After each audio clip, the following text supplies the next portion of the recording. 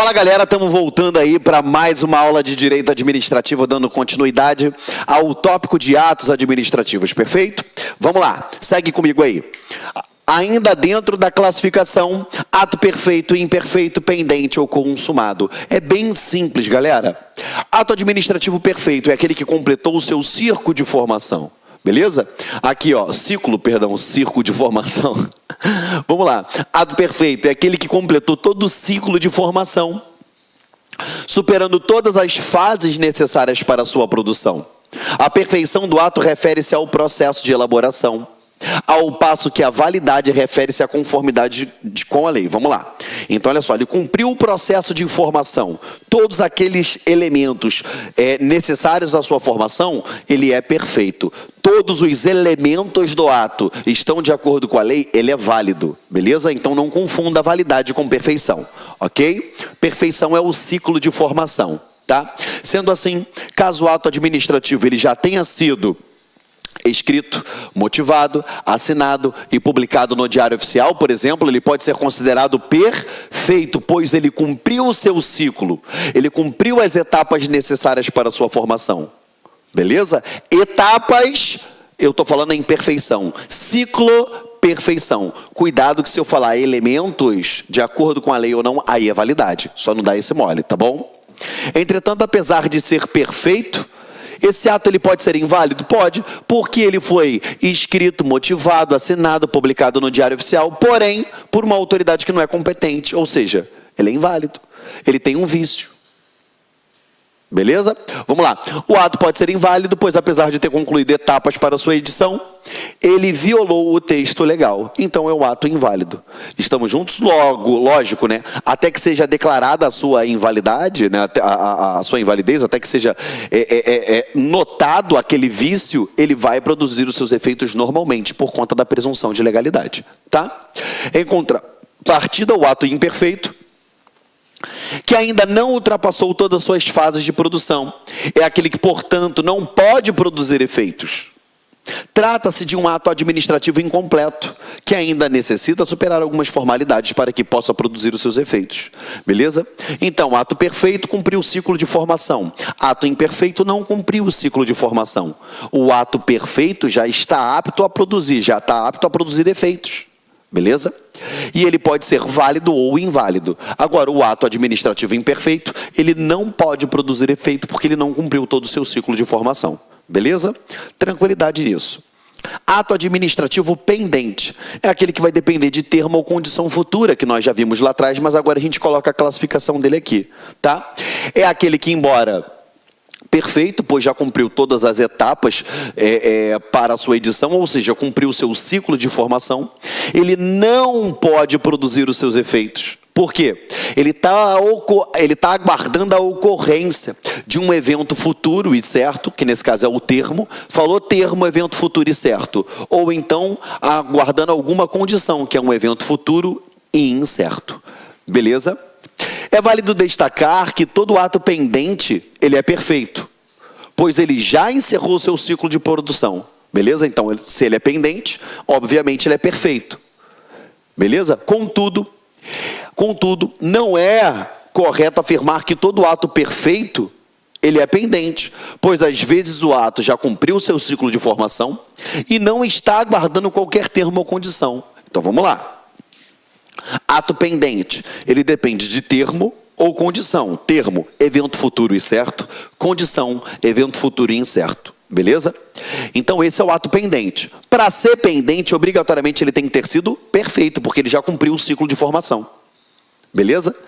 Estamos juntos? Agora, todo ato perfeito é pendente? Não. Mas todo ato pendente ele é perfeito. A recíproca não é verdadeira nesse caso. Tomem cuidado, tá bom? Ato consumado ou exaurido. Simples. É aquele que já produziu absolutamente todos os efeitos que estavam aptos a produzir. Exemplo, você quer fazer uma festa junina na sua rua. Você foi lá, pediu uma autorização à administração pública para poder fechar a sua rua. Beleza.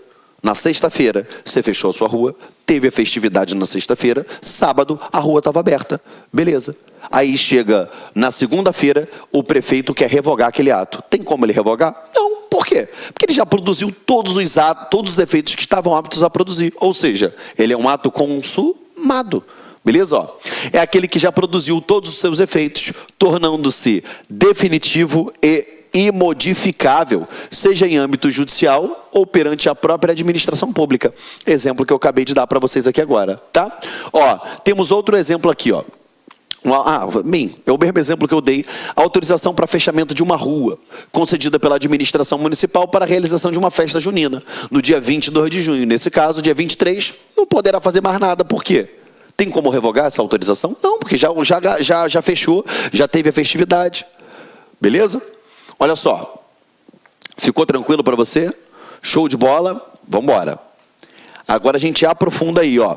Espécies de atos administrativos. Tá? Gente, esse agora eu passei porque é muita decoreba, tá? É só você ler o que está no material, não tenho o que explicar disso. Vamos lá. Espécies de atos administrativos.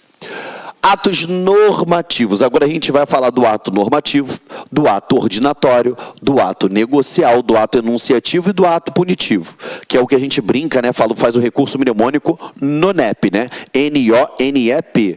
Normativo, ordinatório, N de negocial, E de enunciativo e P de punitivo. Vamos falar um por um. Os atos normativos, o nome já diz tudo para você, aquele que traz uma normatização, um regramento. São aqueles editados com o objetivo de facilitar a fiel execução das leis. Galera, o que a gente usa para dar fiel execução das leis? Exemplo, artigo 84, inciso 4 da Constituição Federal. O quê? Um decreto. Beleza? Possuindo comandos gerais e abstratos, tais como decretos regulamentares, instruções normativas, os regimentos internos, dentre outros. Apesar de possuírem comandos gerais e abstratos, assim como acontece com as leis, os atos normativos eles não podem inovar na ordem jurídica. Eu quero que você bote aqui, ó. Não podem, sublinha, não podem inovar na ordem jurídica. Deixe claro isso. Não pode inovar na ordem jurídica. Eu estou falando do artigo 84, inciso 4, tá? Possuindo como limite o texto da lei que a regulamenta. Por quê? O ato normativo ele só serve para explicar a lei e mais nada. Eu tenho o decreto regulamentar, mas eu também tenho instruções normativas, regimentos internos, tá? Agora, o que eu quero que você preste atenção? Cuidado, a exceção está no artigo 84, inciso 6º, a linha A e a linha B da Constituição Federal de 88. Essa exceção é quando eu tenho... A exceção é quando eu estou falando a respeito do quê?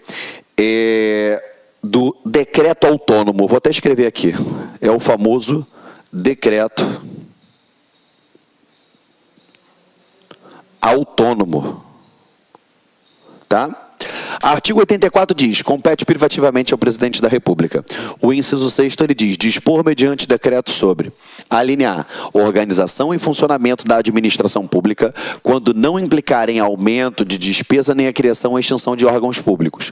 E a linha B, extinção de função ou cargos públicos quando vago. Essas duas possibilidades, elas são feitas através de decreto. E a doutrina entende que ela traz uma novidade jurídica, por isso que é chamado de decreto autônomo, perfeito? Então só entende essa exceção aqui para você não ficar perdido, tá? Atos ordinatórios. Cuidado, tá? Porque você vai ver questão de prova falando atos ordinários. Cuidado. Atos ordinatórios. Os atos ordinatórios, eles decorrem do poder hierárquico. Você lembra que eu falei para vocês? Lá atrás, quando a gente estudou poderes, que eu falei para você, dependendo da ordem que você esteja estudando, você ainda vai ver isso, né? Mas, quando a gente trabalhou poderes aqui, a gente trabalhou o poder hierárquico. É aquele que vai produzir, emanar atos, decisões, ordens, manifestações, dentro do âmbito interno da administração pública. Ele não afeta os administrados, beleza? Então, os atos ordinatórios, eles decorrem aqui, ó, do poder hierárquico e têm o objetivo de disciplinar o funcionamento da administração, ou seja, organizar a administração pública, orientando os agentes públicos subordinados no exercício das funções que desempenham. Os atos ordinatórios, eles restringem-se ao interior da administração e somente alcançam os servidores que estão subordinados à chefia que o expediu. Perfeito? Ou seja, o que você tem que lembrar? Falou em ato ordinatório, ele só vai ter efeito no âmbito interno da administração pública. Não atinge os administrados. Beleza? Tem exemplo para me dar, Geraldo? Tenho. Eu tenho o quê? Ordens de serviço, que são as determinações especiais dirigidas aos responsáveis por obras ou serviços públicos contendo imposições de caráter administrativo ou especificações técnicas sobre o modo e a forma de sua realização. Eu tenho as instruções, que são ordens escritas e gerais a respeito do modo e da forma de execução de determinada atividade ou serviço público. Beleza? Elas vão ser expedidas pelo superior hierárquico, tá? Deixa eu apagar aqui. Expedidas por quem? Pelo supervisor hierárquico.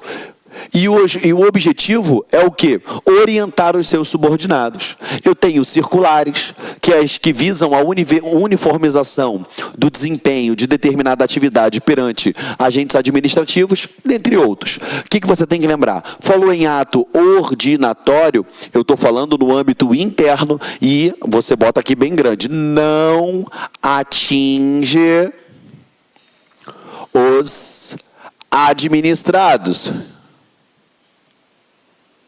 Porque ele só tem efeito no âmbito interno, beleza? Vamos lá. Falamos dos atos ordinatórios, dos normativos, dos ordinatórios, e agora a gente vai falar dos atos negociais, ó, negociais. Gravem na tua cabeça, tá? Atos negociais. Eu até brinco, né? Quando você fala assim, ato negocial, tu lembra Lapa. A gente vai passar no concurso público, é aqui pertinho, né? A gente vai lá dar um pulinho na Lapa, no centro do Rio de Janeiro, lá na Lapa, para tomar um negocinho. Por isso que eu falo ato negocial Lapa.